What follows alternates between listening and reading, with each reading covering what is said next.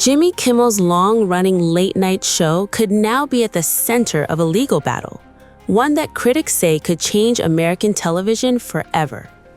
According to Collider.com, the Federal Communications Commission, or FCC, is preparing to launch early license reviews for 8 ABC-owned television stations, a move the report describes as virtually unheard of in the agency's history.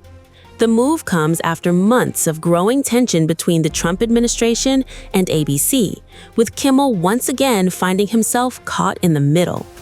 Last year, Kimmel briefly disappeared from the airwaves after controversial remarks he made following the death of conservative podcaster Charlie Kirk.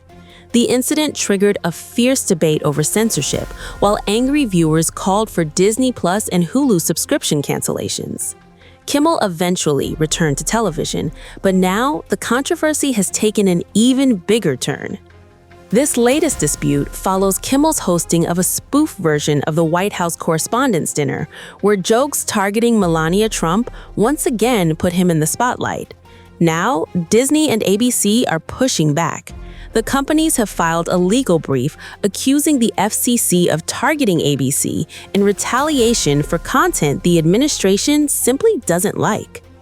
According to Collider.com, in the filing, ABC argues there's no mystery behind why these 8 stations were singled out. It says every one of them is owned by ABC and points out that the administration has repeatedly called for the network's broadcast licenses to be revoked because of viewpoints expressed on ABC programs. ABC says the case goes far beyond one comedian. The network warns that if the FCC moves forward, it could create a dangerous precedent where government regulators are effectively deciding which opinions are acceptable on television. And Jimmy Kimmel Live isn't the only program mentioned. ABC also says The View could be vulnerable, especially because hosts like Whoopi Goldberg have frequently criticized President Donald Trump. According to the filing, FCC Chairman Brendan Carr is being accused of carrying out Trump's efforts to silence critics, while ABC insists the FCC has no business policing comedy shows or opinion-based programming. The company's warning is blunt. It argues that targeting ABC sends a message to every media company in America: either align with the administration's preferred version of news coverage or face the consequences.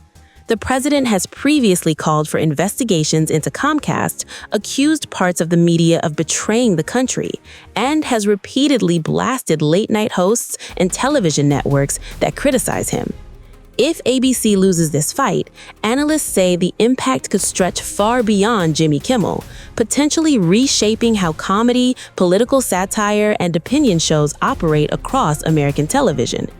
But this isn't the first time Kimmel and fellow late-night hosts have found themselves in Trump's firing line. To understand how this latest FCC showdown fits into a much bigger feud, let's rewind to July 24, when President Donald Trump reignited his public war with late-night television, launching a blistering attack on Stephen Colbert and Jimmy Kimmel that sent social media into overdrive. Stephen Colbert, these are people without talent. They get a lot, they have talent. You know who has talent? Their agent, getting them the money they get. They have no talent, but they are not comedians.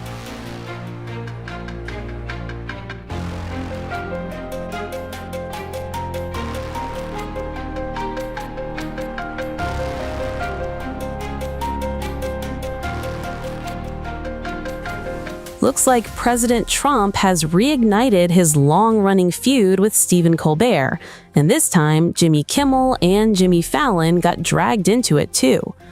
Trump returned to the spotlight at the rescheduled White House Correspondents' Association dinner, where he spent part of his nearly hour-long speech taking aim at some of America's biggest late-night hosts.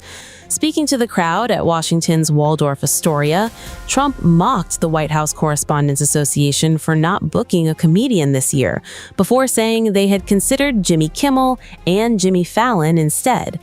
He then lumped Fallon, Kimmel, and Stephen Colbert together, declaring, quote, "they're terrible," before insisting they have no talent. The president didn't stop there. But this year, the association decided not to have a comedian, so they considered using Jimmy Kimmel, Jimmy Fallon. These guys, they're terrible. They're terrible. Stephen Colbert. These are people without talent. They get a lot. They have talent. You know who has talent? Their agent, getting them the money they get. They have no talent. But they are not comedians. They're not funny people. They're angry people. They're sick people.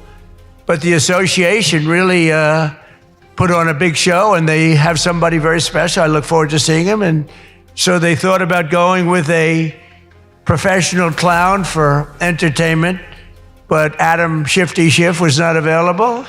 You know, he's known, I called him, I hate some people, you know, I shouldn't say this, I'm not supposed to hate, I'm supposed to love everybody. But he's a terrible person, he's a liar.